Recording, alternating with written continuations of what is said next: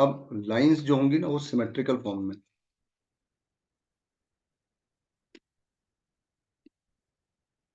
ये, और मैं फिर कह रहा हूं कि शॉर्टेस्ट डिस्टेंस का मतलब है a line which is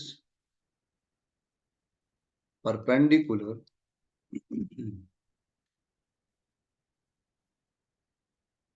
on two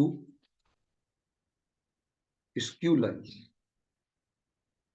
skew lines मतलब जो लाइन आपस में कहीं पर कटे नहीं, कहीं पर इंटरसेक्ट ना हो, उन्हें हम कह रहे हैं स्क्यू लाइंस। और इंटरसेक्ट होती है तो उस कंडीशन में ये कंफर्म है कि आपका एस डी जो होगा वो 0 होगा।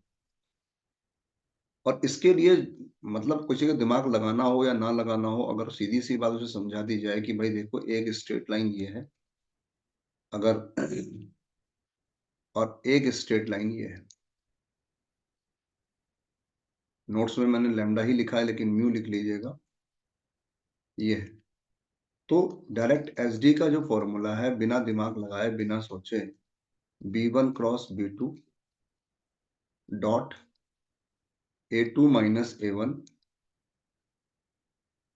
अपॉन में मॉड्यूल B1 क्रॉस B2, ये फॉर्मूला है। या हम नीचे के हिस्से को अलग कर दें तो B1 क्रॉस B2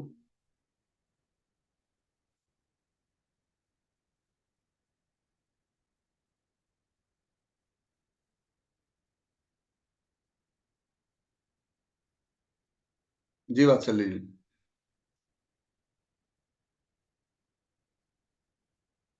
अच्छा जी। टॉपिक कल का वीडियो देखा था क्या?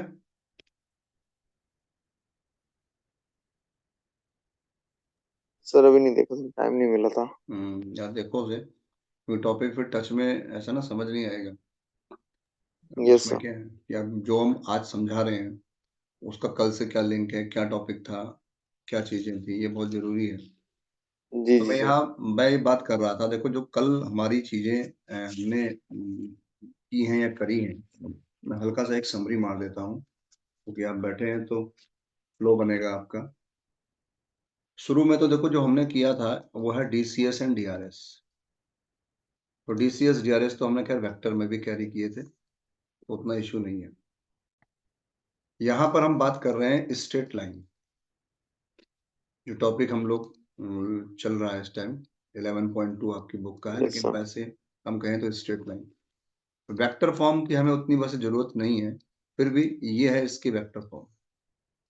ए क्या है, बी क्या है, अगर हम कहें तो इट पासेस थ्रू, मान लो कोई पॉइंट है x1 y1 z1 जिसका पोजीशन वेक्टर है ए, ये है ए। देखो पढ़ने वालों में कई लोग ऐसे भी होते हैं ना, मतलब मैं तो खैर ये जानता हूँ कि हम लोग बात करते हैं कि सामने वाला उसके बेसिक को समझेगा, ये करेगा वो करेगा ऐसा करेगा। जो अच्छे अच्छे पढ़ाने वाले लोग हैं, जो बड़े बड़े इंस्टीट्यूट में पढ़ा रहे हैं,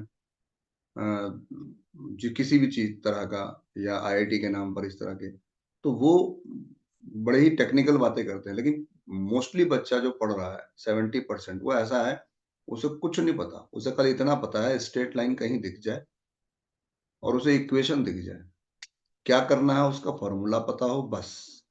लाइन कहाँ जा रही है, पैरेलल क्या होता है, परपेंडिकुलर की शक्ल कैसी होगी, एंगल कितना बन रहा है उसकी शक्ल कैसी होगी, उसे कोई मतलब नहीं। प्रैक्टिकल वे में उसे समझाने का कोई मतलब नहीं। अब समझाते हैं अच्छी बात है, लेकिन सामने बहुत से बच्चे ऐसे हैं जो उस रेंज पे नहीं होते हैं। तो सीधी सी कहानी है, पहले उसी रेंज पे चलो। पढ़ने का तरीका तो यही है कि पहले क्या दिया है, क्या लाना है, क्या फॉर्मूला है, फिर ये क्यों होता है, कैसे होता है, क्या है, कैसे डायग्राम है, क्या चीजें, वो धीरे धीरे डेवलप होती है। एकदम एक साथ अगर चाहे आदमी तो पॉसिबल नहीं है। जो पढ़ाने वाला है वो झूठ बोल रहा है, क्योंकि वो सालों से पढ़ा रहा है, उसको महसूस ही नहीं होता कि लर्निंग प्रोसेस क्या है, वो तो सीधा अप्लाई वाले पे फेस में होता है। तो मुझे और आपको स्ट्रेट लाइन वेक्टर की फॉर्म में ये दी होगी, जिसमें से ए जो है इस तरह की बात करेगा, और बी क्या होगा, बी जो होगा line parallel to, B and line parallel, जो हमारी लाइन है वो पैरेलल है। और जब पैरेलल होते हैं तो डीआरएस जो होते हैं प्रोपोर्शनल होते हैं, दोनों बंदों के प्रोपोर्शनल मतलब समझ लो इक्वली होते हैं। तो जो बी के अंदर डीआरएस होंगे वही लाइन के अंदर भी डीआरएस होंगे। तो आज की डेट में अगर कोई मुझे यस सर। कहता है कि मैं 1 2 3 से होकर जाता हूं और मैं पैरेलल हूं B is equal to 2i+3j के, लाइन इज पैरेलल टू, तो इक्वेशन जो बनेगी मेरी वेक्टर फॉर्म में r is equal to i+2j+3k, इसका पोजीशन वेक्टर, और प्लस में लैम्डा 2i+3j+k। और अगर हम कार्टेशियन फॉर्म में चलें, तो इसे बोलते हैं सिमेट्रिकल फॉर्म। सिमेट्रिकल फॉर्म क्यों बोलते हैं? क्योंकि इसे ऐसा लिखते हैं, पॉइंट पासिंग थ्रू, पॉइंट यहाँ होते हैं और जो डीआरएस होते हैं वो यहाँ होते हैं। मतलब जो यहाँ आई जे के कोफिशिएंट है वो यहाँ होंगे, और जो लैम्डा के साथ आई जे के कोफिशिएंट है वो यहाँ होंगे। ऐसे समझा जाता है जो बंदा सेल्फ कर रहा हो, उसे कोई पढ़ाने वाला नहीं है, वो नोट से पढ़ रहा है, वो सॉल्यूशन एनसीईआरटी के उठा के बैठा है, यस वो सर। आर डी शर्मा के सॉल्यूशन उठा के बैठा है। और मतलब वो क्या देखता है, वो ये दिमाग लगाता है। कोई बुराई नहीं है, ये भी अपने आप में एक एफर्ट अच्छा है कि मैंने चीज को करने का अपना एक तरीका तो फिलहाल समझ में आया मुझे। कोई बाद में समझाएगा क्यों क्या कैसे, वो तो बात की चीज। इजिकल टू में लैम्डा लिख लीजिए। तो मैंने कल ये कहा था कि भाई ये वेक्टर फॉर्म है या सिमेट्रिकल फॉर्म है, और मैंने ये कहा था, ध्यान रखिए मेरी इस लाइन को, प्लेन के अंदर जब हम टॉपिक करेंगे आगे, जब भी कभी आपको लाइन के जरिए, लाइन के थ्रू किसी पॉइंट की रिक्वायरमेंट हो, आपने कहा कि लाइन कट द प्लेन, तो जिस पॉइंट पर कट कर रही है वो पॉइंट बताओ, तो ऐसी जगहों पर हमेशा वो पॉइंट कैसे निकलेगा, आप इस सिमेट्रिकल फॉर्म के इजिकल टू में लैम्डा लिखिए, आर लिखिए, के लिखिए, जो मर्जी, और एक्स की वैल्यू आएगी 2λ+1 इन दोनों से, वाई की वैल्यू आएगी 3λ+2, और जेड की वैल्यू आएगी λ+3। ये वो रिक्वायर्ड पॉइंट होगा आपका। और जहां भी ये कट रहा है, जहां भी यस ये सर। पॉइंट है, उस सिस्टम में लाई करेगा, वहां रखिए, लैम्डा को फाइंड करिए, फाइंड करके यहां रखिए, पॉइंट आपको निकल जाए। ये हमारी पहली सोच थी सिमेट्रिकल फॉर्म। फिर हमने बात करी कि अगर हमारी लाइन दो पॉइंटों से, मैंने एग्जांपल भी दिया था, मैंने एक बात भी कही थी कि हम 2D के अंदर दो पॉइंटों से जब लाइन होकर जाती है तो y-y1 इज इक्वल टू लिखते थे y2-y1 अपॉन x2-x1, इसे हम स्लोप कहते थे, और यहाँ था आपके लिए x-x1। अगर इसको सिमेट्रिकल फॉर्म में लिखें तो x-x1 upon x2-x1 and y-y1 upon y2-y1। ये था सिमेट्रिकल फॉर्म, लेकिन ये 2D का है। Now we are in 3D, तो x1y1z1 एंड x2y2z2, तो बस इसके बाजू में एक बंदा और आ जाएगा। पहले वाले को 1, दूसरे वाले को 2 मानते हैं। मानने को देखो, आप किसी को भी यस 1 सर। मान सकते हो, किसी को भी 2 मान सकते हो, ये घबराने की जरूरत नहीं है कि मैं यहाँ x1 लिखूं या मैं यहाँ पर y1, मतलब ये वाला पॉइंट लिखूं या ये, किसी को भी ले सकते हो। लाइन इससे भी होकर जा रही है, इससे भी होकर जा रही है, पर ये तो एक हाथ सेटिंग हो गई कि भाई पहले वाले को पहले लिखते हैं, बाद वाले को बाद में। ये जो नीचे लिखे हैं ये दो लाइनों के डीआरएस है, दो पॉइंटों से होकर जाने वाली लाइन के डीआरएस ऑफ अ लाइन। हमें पता है कि किसी भी लाइन का डीआरएस निकालना हो तो दो पॉइंटों से अगर जा रहा है तो दोनों पॉइंटों को माइनस कर दीजिए, ये और ये। डीआरएस क्या है? A quantity which is parallel to DCS of a line, मतलब ये लाइन के डीसीएस के प्रोपोर्शनल है, इस तरह से इक्वल रख देते हैं कई बार हम लोग, क्योंकि इजिकल टू में के लिखते हैं तो एल बराबर के इंटू वाई, एम बराबर के इंटू जेड, एन बराबर के इंटू, तो जहां भी पुटिंग करते हैं के कैंसिल हो जाता है, तो लगता है जैसे हमने ये इसी के बराबर रख दिया। तो ये भी हमने कल बात की थी। इसके अलावा कल हमने जो बात की थी वो ये जी की सर। थी, अगर दो लाइंस गिवन है, अगर दो लाइंस गिवन है तो भाई उनके बीच का एंगल बताइए। देखिए कुछ ना करिए, घर में दो पेन लीजिए, दो पेन को पीछे से ज्वाइंट करिए, उनके बीच जो एंगल है समझ लीजिए वो बनाना है। तो आज की डेट में अगर इस तरह से लिखा हुआ है वेक्टर फॉर्म में, तो ज्यादा टेंशन ना लेते हुए cos theta is equal to, गौर करिएगा, b1 डॉट b2 अपॉन में mod b1 and mod b2, ये फॉर्मूला है। ये ये इनका, इनकी रिक्वायरमेंट है आपको। जी अगर मान सर। लो मैं आपको ऑब्जेक्टिव दे दूं r is equal to i+2j +3k और प्लस लैम्डा कर दूं मैं इस जगह पर आपके लिए i+j+k, और मैं यहाँ नीचे लिख दूं r is equal to 2i+j+k, और लैम्डा इज इक्वल टू कर दूं मैं आपके लिए 2i 2j एंड 2k, और मैं आपसे कहूं बताओ इनके बीच का एंगल कितना होगा। ध्यान दीजिएगा, मैं इनके बीच का एंगल आपसे कह दूं कि बताइए एंगल कितना होगा, तो थोड़ा सा ध्यान दीजिएगा b1 b2 पर। जी सर। i+j+k है और दूसरे में 2 कॉमन ले लो, तो आप देखोगे ये बंदा जो है b1 है और ये b2 जो है वो 2b1 के इक्वल है। मतलब b2 जो यस है सर। प्रोपोर्शनल है b1 के, इसका मतलब b2 पैरेलल टू b1 है ना। इसका मतलब अगर पैरेलल है यस तो सर। इनके बीच का एंगल 0 होगा। तो ये एक ऑब्जेक्टिव है जो ऑब्जर्व कर दिया आपने, ऑब्जर्व किया और आपने जवाब दे दिया। अब तो कुछ मेरे जैसे भी होंगे धरती में, वो कहेंगे भैया इतना कौन, मैंने कहा ना बिगिनर ऐसा नहीं सोचता, ये पढ़ाने वाला सोचाता है तो वो कंफ्यूज कर देता है। बिगिनर क्या करता है, बिगिनर करता है जी, मुझे ऑब्जेक्टिव जब आईआईटी की एंट्रेंस की तैयारी कर रहा है, कहीं पर भी एमसीक्यू की तैयारी कर रहा है, तो वहां क्विक रिस्पॉन्स, फास्ट रिस्पॉन्स के लिए ट्रिक्स ब्रिक्स, ये ट्रिक कहलाती है। नॉर्मली ये सिंपल एक ऑब्जर्वेशन है। अब क्या करता है बंदा, b1 लिखता i+j+k और b2 लिखता, मल्टीप्लाई करो इसको इससे, तो 1 into 2, 1 into 2, 1 into 2, mod b1 करोगे तो √3 आएगा, और मॉड b2 करोगे तो 4 4 4, 4 मतलब 2 √3 आएगा। ऊपर देखो 6 है और नीचे भी देखोगे तो 6 है, 1। और cos theta is equal to 1 का मतलब है थीटा इज इक्वल टू कितना, 0। 0। तो यहां यस से सर। भी सोचें, फॉर्मूले से भी हमें पता है, हमें तो पता ही है कि फॉर्मूला लगाना है। लेकिन यही चीज सिमेट्रिकल फॉर्म में भी हो सकती थी। मान लो मैंने यहाँ लिख दिया 2, y-2 अपॉन यहाँ लिख दिया 3, z-3 अपॉन यहाँ लिख दिया 1, और एक लाइन दे दी मैंने x+1 अपॉन लिख दिया -2, and y-2 is equal to लिख दिया मैंने 1, and z-1 is equal to लिख दिया 2। अब मैं कहूँ इनके बीच का एंगल, तो ये देखो b है, ये अगर वेक्टर फॉर्म में देखें तो ये b था और ये b था, -2i+j+2k। ये जो ऊपर देख रहे हो ये ए था, यस सर। ये है -1, क्योंकि प्लस है तो माइनस समझ लीजिए पॉइंट, 2j एंड के, और यहाँ पर ये ए है।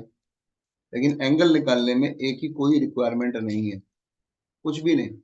अगर मुझे cos थीटा निकालना है तो a1 a2, b1 b2, c1 c2, a1 square, b1 square, c1 square, and a2 square, b2 square and c2 square, that's all. Question find करनी, ये हमारा टॉपिक। Yes sir. और वेक्टर फॉर्म की हम बात कर रहे थे, अगर दो पॉइंटों से होकर, जैसे ये x1 y1 z1 and x2 y2 z2, तो हमने सिमेट्रिकल फॉर्म तो लिख दी, कार्टेशियन फॉर्म तो हमने लिख दिया। अब अगर वेक्टर फॉर्म की बात करें कि वेक्टर फॉर्म में निकालना है, तो देखो एक तरीका मैं बताऊं, मुझे याद है एक बार एक बच्चे को मैंने पढ़ाया था, रिश्तेदारी मतलब हमारे मित्र हैं, उनके रिश्तेदार थे। तो वेक्टर को हमने जिस अंदाज में आप लोग लिखते हैं या करते हैं, वो बार बार परेशान थे कि वेक्टर वेक्टर वेक्टर फॉर्म में कैसे लिखें। मत करो, आप कार्टेशियन फॉर्म में निकाल लो। आपने ये देखा, आपने सपोज करो ये सॉल्व करके मैंने कहा ना ये आ गया आपका, तो वेक्टर फॉर्म में लिखना था ना, तो वेक्टर फॉर्म में लिख देंगे उसके लिए हम। इसको हम लिख देंगे r is equal to i plus two j plus k, और ये जो नीचे वाले हैं इनको लैम्डा करके लिख देंगे two i plus three j plus four k. कहानी खत्म। Yes sir. रास्ते तो भाई ऐसा होता है, एक रास्ता बना रखा गवर्नमेंट ने एनएच हाईवे, एक रास्ता है गलियां बना रखी लोगों ने, पहुंचना वही है। तो मुझे तो वेक्टर फॉर्म कही थी, मैंने वेक्टर फॉर्म निकाल दी। लेकिन कोई प्रॉपर वे में काम करेगा, तो प्रॉपर वे में काम ये है सर कि ये रहा, अगर आप देखें दो पॉइंट गिवन है आपके पास, कि दो पॉइंटों से होकर जा रहा है, तो ये रहा सपोज करो ए, और अगला रहा सपोज करो बी। तो फॉर्मूला ये है sir, R is equal to A plus lambda B minus A. बस यहाँ ए और बी माइनस ए रखो, यही आएगा। और देखो नीचे भी वही हो रहा है, बी माइनस ए हो रहा है। थोड़ा जी बहुत सर। अगर आप कल के वीडियो को देखेंगे तो मैंने कुछ बातें की हैं। जैसे एक मैंने साइन का फॉर्मूला कहा था कि अगर लाइन के डीसीएस, नोट करना डीसीएस नॉट डीआरएस, लाइन के डीसीएस अगर गिवन है तो कॉस का फॉर्मूला तो ये होता है। और ये चीज तो नॉर्मली क्या है, सबको पता रहेगी, बिकॉज ये बार बार इस्तेमाल होती है। दिक्कत कहाँ आती है अपने को, जब कहीं एक न्यूमेरिकल है जिसमें साइन पूछा गया, तो साइन को याद करने में दिक्कत आती है। साइन के लिए फॉर्मूला याद करने का तरीका देखो ये है, और बेस्ट तरीका है, आप L1 M1 N1 L1 M1 L2 M2 N2 L2 M2 ऐसे लिख लो। चाहो तो यहीं से स्टार्ट कर दो, वैसे स्टार्ट करते हैं एल छोड़ के करते हैं, चाहो तो एल से स्टार्ट कर दो, लेकिन ऐसे किया हुआ है। इसका क्रॉस मतलब इसका डिटरमिनेंट समझ लो ये है। फिर एम से आगे चलो, फिर एन से आगे चलो, और फिर गौर करिएगा, ये बन गया आपके लिए M1 N2 minus N1 M2 का स्क्वायर। ऐसे ये बन गया N1 L2 minus L1 N2 का स्क्वायर। ये बन गया L1 M2 minus M1 L2 का स्क्वायर, और ये अंडर रूट में लिख यस लीजिए, सर। ये साइन थीटा। और ये बहुत कम इस्तेमाल होता है। ठीक है।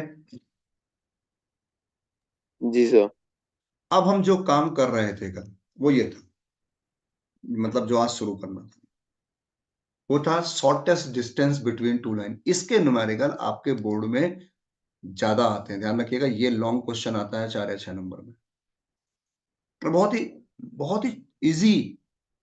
अगर पेपर का बोर्ड का कोई क्वेश्चन देखा जाए तो उसमें कुछ नहीं है। अब बंदे को ये एक लाइन ये गिवन होगी, एक ये गिवन होगी, एस डी निकालना है। बस मेहनत ये करनी है, let A1 is equal to, let B1 is equal to, A2 is equal to, B2 is equal to, A2 minus A1 निकाल लेगा, B1 क्रॉस B2 निकाल लेगा, उसका फिर मॉड निकाल लेगा, फिर B1 cross B2 co dot करेगा A2 माइनस A1 से। सारी क्वांटिटी जब निकल जाएगी, काम खत्म, मॉड की जरूरत ही नहीं पड़ेगी। जी यहां पर सर। आपको ये वैल्यू निकालनी है। और एस डी जो है एक लेंथ है, अगर नेगेटिव आता भी है तो neglect the negative sign. Suppose करो आपने मॉड्यूल नहीं लिया, गलती से छूट गया, ये मॉड्यूल क्यों है? मॉड्यूल इसलिए है sir, length is always positive. मैं -2 जा रहा हूं, minus is the direction, quantity is 2। Yes sir. जमीन में 2 फुट नीचे गए और जमीन से 2 फुट ऊपर गए, 2 फुट ही है, पर नीचे के लिए डायरेक्शन के लिए -2 कर दिया। तो यहां पर लेंथ में माइनस का कोई मतलब नहीं है, लेंथ इसीलिए हम पॉजिटिव, इसीलिए मॉड्यूल लगा देते हैं। तो ये फॉर्मूला बड़ा ही इजी है, माइंड में रहेगा आपके, क्योंकि एसडी जब करना है तो इन बातों का ध्यान रखना है। देखो दूसरी बात, अगर सपोज करो दो लाइनें कहीं पर कट रही हैं, तो ऐसे केस में लाइनों का एसडी हमेशा 0, कोई डाउट ही नहीं है इस बात, क्योंकि भाई यस सर। इसका डिस्टेंस क्या है, बिल्कुल खत्म, कॉमन पॉइंट आ गया तो ये दोनों का, तो एसडी 0 होगा। हाँ, अगर दो लाइनें पैरेलल है तो उस कंडीशन में अगर एसडी निकालना है तो एसडी है क्या, ये मतलब मैंने कहा था एक लोहे की बाल्टी ले लीजिए, और सपोज करिए कि एक लाइन ऐसी है, 6 लाइन पी क्यू है, मतलब लाइन नंबर 1 जो है पी से होके जाता है, लाइन नंबर 2 क्यू से होके जाता है। तो गौर करें, मैंने कोई लकड़ी की एक डंडी सी ले ली और उसको मैं बाल्टी के अंदर इस तरह से मतलब हॉरिजॉन्टल डालने लग गया। जाते आते आते एक जगह पे वो अटक जाए, फंस जाएगी। हो सकता है बिल्कुल, लेकिन थोड़ा सा भाई हो सकता है और नीचे जाए और नीचे जाए, लेकिन अटक जाएगी। गौर करें, ये जो डिस्टेंस है ये विच is perpendicular on L1 which is perpendicular on N2, हमें बेसिकली mn निकालना है। तो अगर लाइनें पैरेलल हैं तो उस कंडीशन में तो भाई हर जगह ये डिस्टेंस इक्वल होगी। तो उस कंडीशन में क्या करें, हम क्या यस सर। करें, इस कंडीशन में कि अगर लाइनें पैरेलल हैं तो हम उस कंडीशन में किसी पॉइंट से, कोई पॉइंट आप ले लें जो भी आपको ओरिजिन ले लें, उससे परपेंडिकुलर डालें, ये डिस्टेंस सपोज करो आगे d1, और उसी पॉइंट से परपेंडिकुलर डालें दूसरे पर, ये आ गई d2। बस आप कुछ ना करें, मॉड d1 माइनस d2 कर लें, आपको ये डिस्टेंस मिल जाएगी which is perpendicular on both lines, it means it is SD। A distance, a line which is perpendicular on two parallel और स्क्यू लाइन्स। नॉन स्क्यू का मतलब है जहां वो कट गई, वहां तो SD 0 है, वहां सोचने की बात ही नहीं।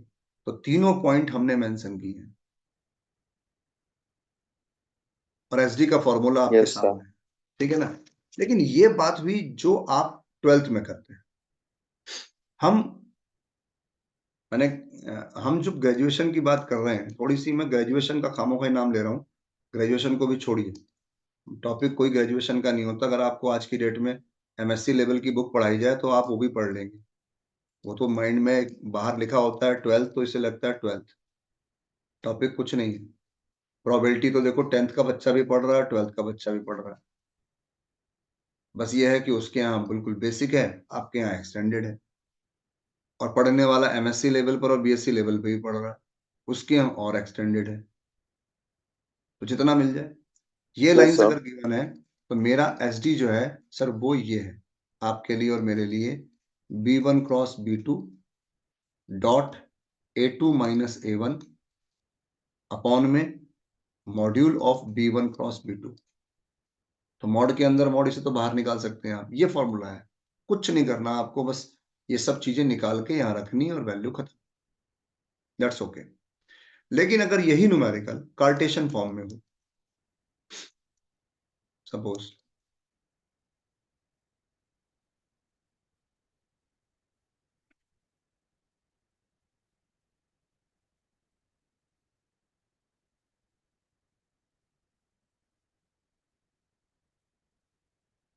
तो SD का फॉर्मूला है ये, x2 minus x1, y2 minus y1, z2 minus z1। आंखों से ये पॉइंट आपको दिख रहे होंगे, इसमें कोई सोचने की बात नहीं है।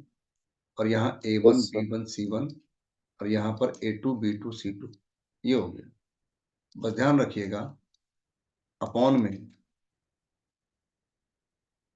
इसके क्रॉस का स्क्वायर, फिर C और A के क्रॉस का स्क्वायर, फिर A और B के क्रॉस का स्क्वायर, क्योंकि DCS चाहिए होता है, जो A1 B1 है वो DRS है। ये जी सर। SD निकल गया। और अगर इंटरसेक्टिंग है तो SD 0, और जीरो के लिए फिर ये निकालने की जरूरत नहीं, खाली इतने ऊपर वाले हिस्से को आप सॉल्व कर लें। अगर ये 0 आ गया तो SD ऑटोमेटिकली 0 होगा, नीचे तो कभी 0 आएगा नहीं अपॉन में। Yes sir. ये कार्टेशियन फॉर्मूला है। एक फॉर्मूला लेकिन और है, मैं उसका जिक्र करना चाहूंगा। बेसिकली अपॉन में अंडर रूट क्यों आता है, मैं उसके बारे में बात करूं।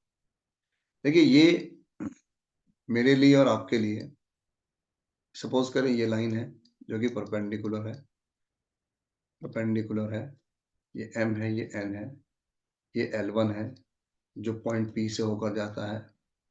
ये सपोज करें ये परपेंडिकुलर नहीं है, PQ परपेंडिकुलर नहीं है, ये L2 है, ये है SG। तो बेसिकली MN क्या है, डिस्टेंस MN के बारे में कहें तो प्रोजेक्शन ऑफ परछाई PQ ऑन mn, ये है सर। और इसके पॉइंट है x2 y2 z2, इसके पॉइंट है x1 y1 z1।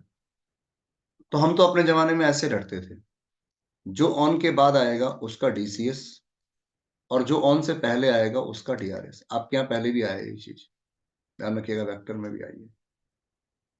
अब याद करिएगा, A on B, projection of A on B आप करते थे ए डॉट बी कैप, अगर आपको याद हो।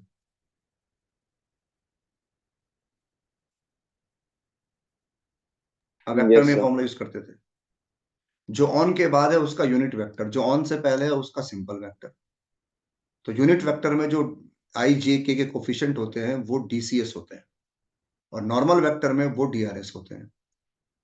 और यहाँ वेक्टर में नहीं बात कर रहे हैं, projection on of a Q on M N.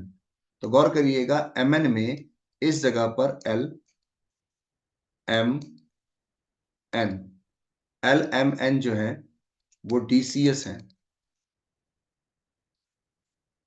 और यहां ब्रैकेट में क्या आएगा, x2 minus x1, y2 minus y1 और z2 माइनस z1, ये आएगा।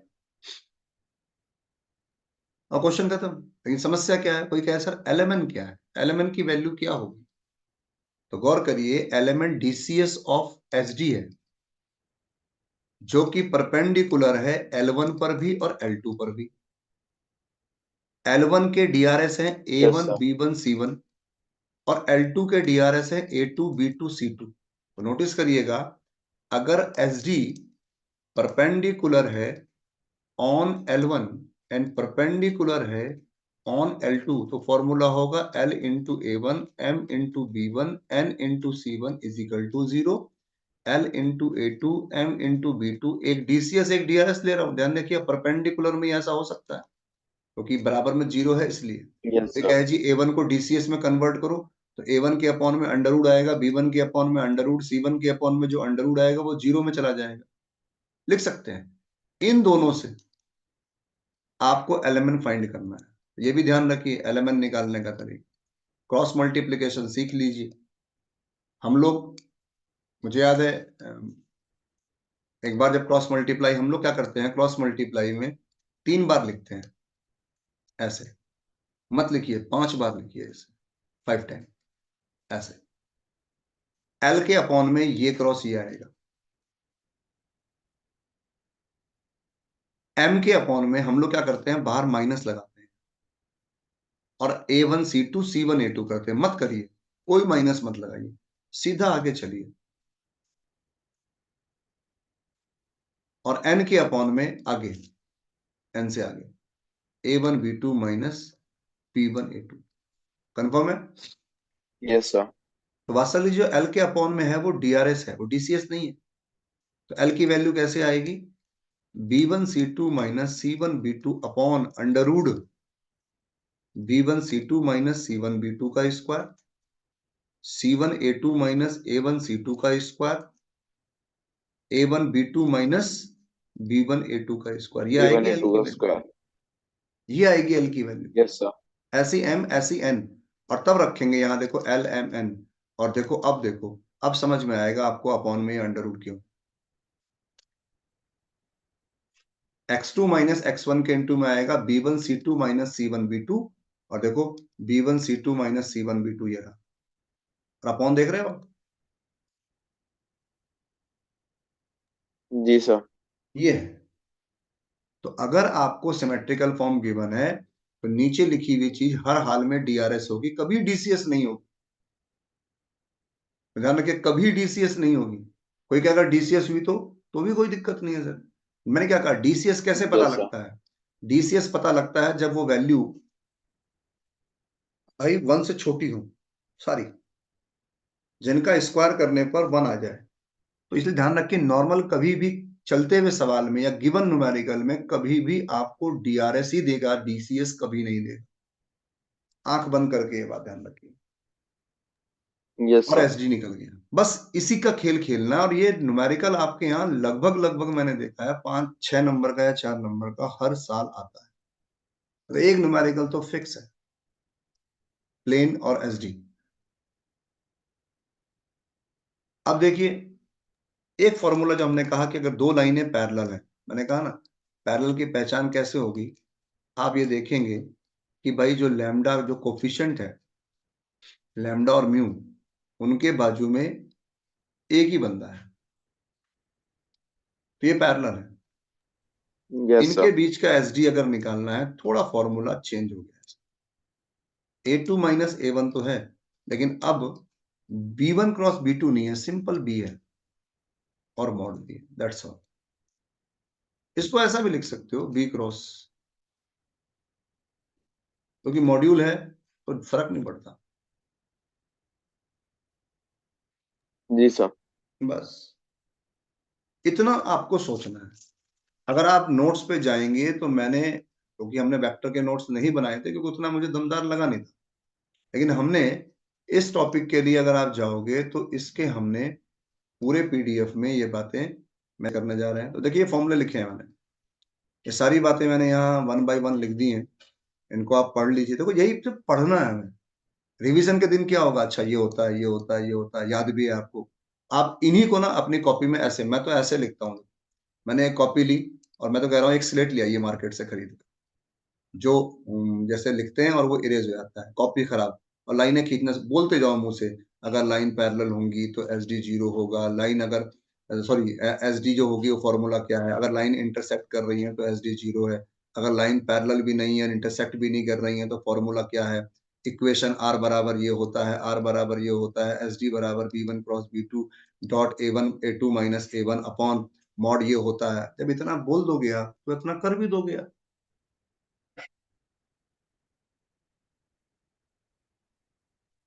ये यस रिवीजन सर। में। अब कोई कहे सर मैं पहले आर बराबर लिखूंगा फिर मैं उसमें ए वन ए टू, ये तो एग्जाम में करना है भाई। अगर तुमसे अगर ये कहीं कहे सर आर बराबर जब ये लिखा होता है 2i+3j, तो ए बराबर ये लिख कर क्यों देख रहे हो, क्या है वाकई में लिखना नहीं आता आपको? तो पता है ना, वहां छाप देंगे ए बराबर बी बराबर। हम B1 क्रॉस B2 कैसे निकलता है ये पता है मुझे, आई जे के निकलता है, B1 के कोफिशिएंट B2 के कोफिशिएंट, और कैसे इसे एक्सपेंड करते हैं। इनका कौन रिवीजन करेगा? हाँ, अगर वाकई में ये भी नहीं यस आता सर। तो बेटर है कि अभी से ही पेपर को छोड़ दिया जाए। जो भी ऐसे बालक है, बहुत सारे काम है, घर में ठीक ठाक पैसा है तो व्यापार किया जाए, और नहीं तो फिर राम भरोसे। ये सब फॉर्मूले लिख दिए देखिए, पैरेलल परपेंडिकुलर जितनी बातें थी ये एसडी से रिलेटेड है। यहां से हमारा 11.2 शुरू होता है। अभी मैंने 11.1 किया था पहले कल, फॉर्मूले मैंने अभी एसडी के बोले हैं आपको, और 11.2 चालू कर दिया। 11.2 में भी दम नहीं है।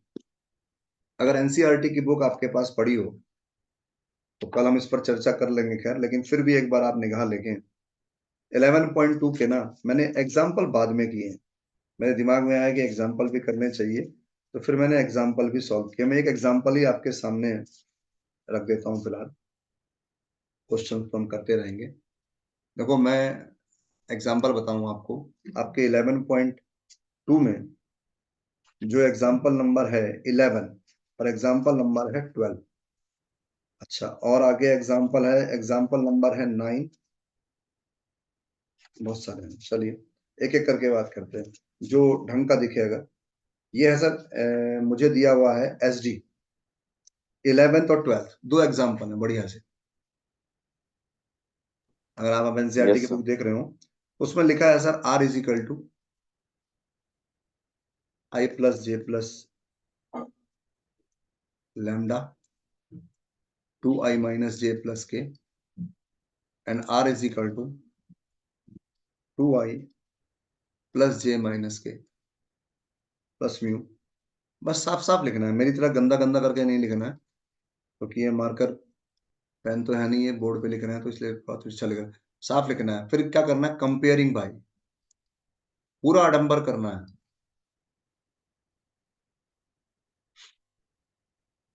कंपेयरिंग भाई, आप हाफ नेकर में भी शादी में जा सकते हो किसी की, और बिल्कुल सूट बूट करके कपड़े परफ्यूम मार के बिल्कुल चमकते हुए जाते हैं। कोरम है, हम उसी कोरम को निभाएं। नंबर इसी के मिलने हैं आर्टिफिशियल के। जी सर। ओरिजिनल आप क्या है, वो कहानी की बातें हैं व्हाट्सएप और फेसबुक पे अच्छी लगती है कि जैसे हो वैसे दिखो, पर जैसे हम घर में बैठे अगर वैसे दिखेंगे लोग बाग आंखें बंद कर लेंगे। सो बेटर है कि सिस्टम के हिसाब से ही काम किया जाए। ये है सर ए, 0 के मान लो, ये है सर B1, ये है सर A2, ये है सर B2, लिख लिया। अब आपने क्या किया सर, A2 माइनस A1 निकाल लिया। फिर आपने क्या किया सर, B1 क्रॉस B2 निकाल लिया। फिर आपने सर मॉड निकाल लिया। फिर आपने sir B1 cross B2 dot A2 minus A1 निकाल लिया, और फिर SD के फॉर्मूले में गए। दैट्स ऑल, खत्म। 6 नंबर का सवाल, यस सर। कुछ भी तो नहीं करना। अब किसी से पूछो SD क्या होती है, हो गया भाड़ में गई SD, मुझे ये पता है, वो खत्म। तो कल हम इस पर काम करेंगे, इनके एग्जाम्पल, इनके न्यूमेरिकल 11.2। ठीक है जी, कल मिलते हैं। Yes sir. Thank you okay, sir. Thank you.